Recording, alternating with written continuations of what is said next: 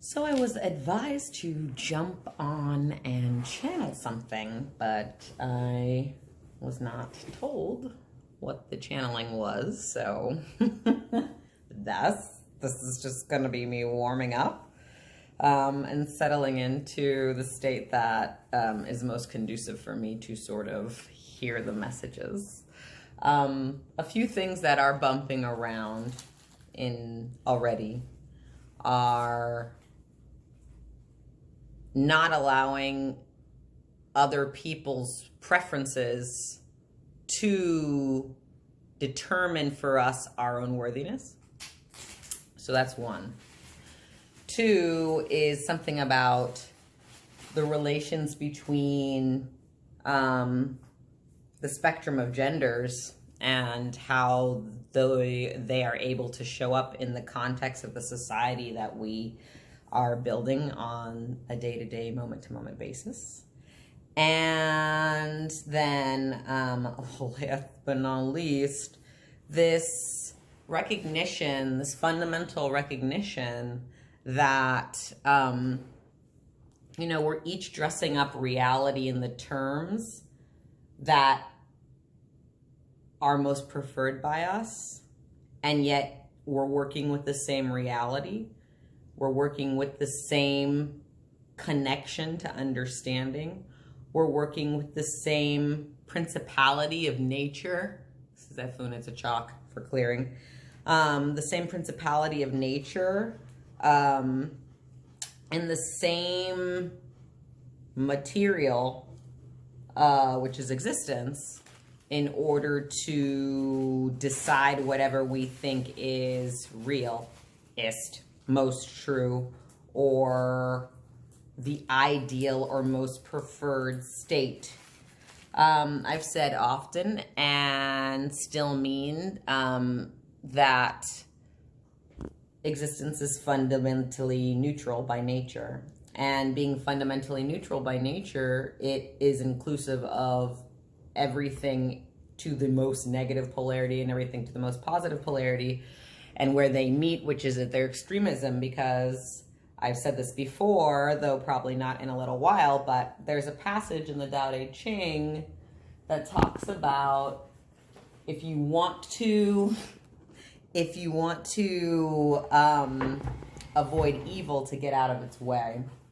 And so it took me a while when reading that to sort of comprehend how you would get out of the way of evil, like how that works fundamentally if it exists, and if the Tao, which it does, tells us to live with the present, in the present. And what I recognized, I was reaching for my Tao Te Ching, which is clearly beat to death, but what I recognized is just that in time, it took me some years of marinating on that topic, and what I recognized was that according to science, energy, quantum physics, and nature, equal opposites neutralize one another. So I just realized that the way that you get out of the way of evil is to find the equal opposite position of it and thereby neutralize it. And that obviously humanity has not quite found the point along the spectrum that is the neutralizer. To allow for that, but that is still an intent. Taoism and most martial art and mystical schools are based upon the aspiration of mastery and the concept of ascension through everything that we believe into everything that we can know to be true. And so it's no different in Taoism.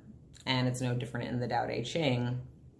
I'm now wanting to see which one is like, if you want to summon with evil, get out of its way. But I'm going to keep talking while I do that, because I think that there are certainly terms. I mean, I'm called the word witch, right? So there are certainly terms. I just looked down and it was 444. And that are more expressive inclusive or all-encompassing of the greater reality for the majority of people, or for the majority of beings, because it doesn't have to be human people, right? And that has to be true, because if we're all made from existence, then the fundamental language and building blocks of that must be the most general, all-inclusive language, or else it wouldn't allow for all of us and the diversity and the variety. And so in that sense, yes, of course, there are terms that are more expressive, more inclusive, more all-encompassing, more dynamic, more appropriate, and that hit better in the expression, description, or determination of something. Of course, that's true, but that is also a hella subjective matter of perception. And being a hella subjective matter of perception, you have to know that it's one perspective, just like all the rest of them. So then that there's no superior perspective. There's only different perspectives from other ones. And the only superior perspective is the one that is inclusive of all of them, because it has every superior perspective that you could imagine within it as a definition. So that's what I mean by terms that are neutral enough to be all-encompassing, that are applicable to anything, that, contain that sort of master key understanding or philosophy that then allows for the defining or the describing or the representation of everything. So why I think that's important is because when we get into these divisive conversations that are definitely not using language that is all-inclusive or all-encompassing or considerate or neutral, then we can get into these camps where we really believe that our opinion, because it is true for us and true for many, or even true, period, for the majority of time and space, that somehow that means that it should assert itself in a superior way. Okay, Spirit had to slow me down for a minute so I could find the passage in two different versions of the Tao, as well as look up the definition of superiority. Or what did I say? No, I don't even remember what I said. That the truth has to assert itself with some type of superiority. When I looked that word up, and whatever the word I said, I cannot at this moment exactly remember, but that word means over, right? So that for the truth to be true, it needs to assert itself over what isn't true, as if in it being true, that isn't enough. That the truth is enough for itself. That the truth is enough for the truth. And that it should be enough for you, not needing everything else in existence to be untrue for your truth to feel truthy, right? So existence had to slow me down and stop that video. 111 when I just looked, so that I could look up two versions of the Tao. So what I'm going to first read to you is Stephen Mitchell, a white man's interpretation of the Tao Te Ching. He does not speak Mandarin. He does not speak Cantonese. He took a series of translations of the Tao and combined his own interpretation, which is rather poetic, but also not linguistically accurate, and also arguably the best parts of maybe other people's writing. So he's like an editor, okay? But I read his first so that we can refine through the version of the Tao that I have that is actually written by Chinese philosophers, right? It's passage number 60 of 81 passages. Governing a large country is like frying a small fish. You spoil it with too much poking. Center your country in the Tao and evil will have no power. Not that it isn't there, but you'll be able to step out of its way. Give evil nothing to oppose, and it will disappear by itself. So this is one of the first versions of the Tao, obviously, that I ever had. So it is the version I was marinating on for a long time. But I haven't gotten to page 60 in this other version of the Tao because I just bought it recently. And so I looked that up too. So 60 in this version, which I will give to you in the post because that information is in my phone and my phone is doing this. But 60 in this version of the Tao Te Ching says, ruling the country is like cooking a small fish. Approach the universe with Tao, and evil will have no power. Not that evil is not powerful, but its power will not be used to harm others. Not only will it do no harm to others, but the wise will also be protected. We will not hurt one another, and the virtue in each one of us refreshes everyone. This part where not that evil is not powerful, but its power will not be used to harm others. People are like, well, how is that possible? It's easy, motherfucker. You use what you know about evil to not do evil. And that's how you don't give it power. But you also use what power it has not to harm others. The truth seems paradoxical, another passage from the Tao Te Ching.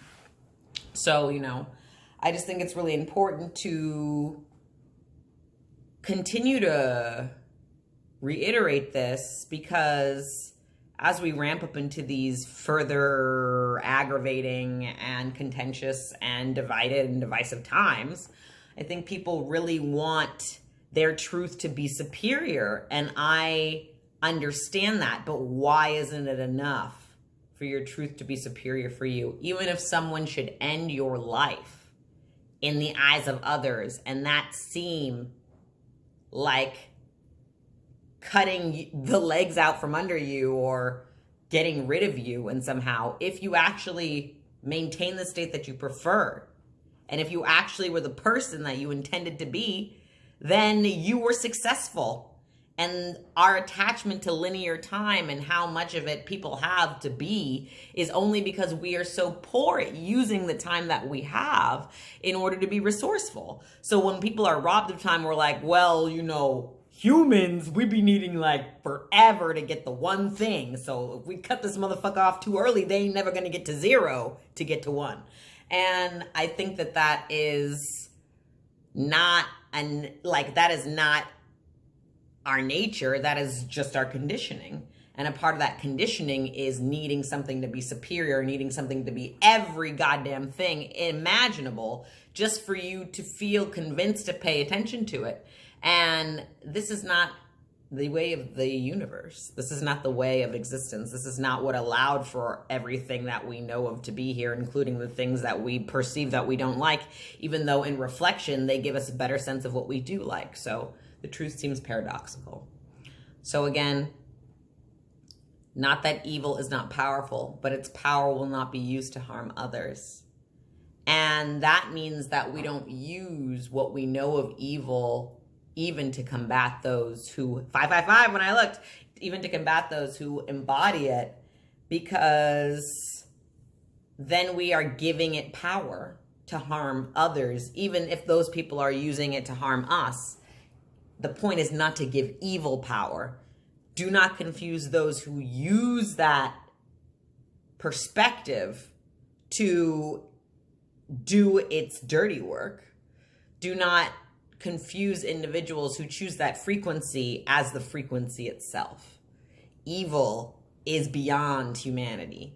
It has its own quality of being that is given onto us to access. We did not make it. We might just be trying to be really consummate motherfucking professionals at the embodiment of it, but we didn't make it. We didn't make shit, Nobody is the light, the truth, and the word. Nobody was the bang. Nobody was there. We're all born from a mother, but naked and ignorant on this here planet, and that gives us the perspective from which we live. And so appreciating that about ourselves means appreciating that about everything else. And I just really felt that message needed to be said. and Spirit slowed me down so I could say it even better than I intended. So I hope these 2 little sessions have been useful to you, and thank you for tuning in.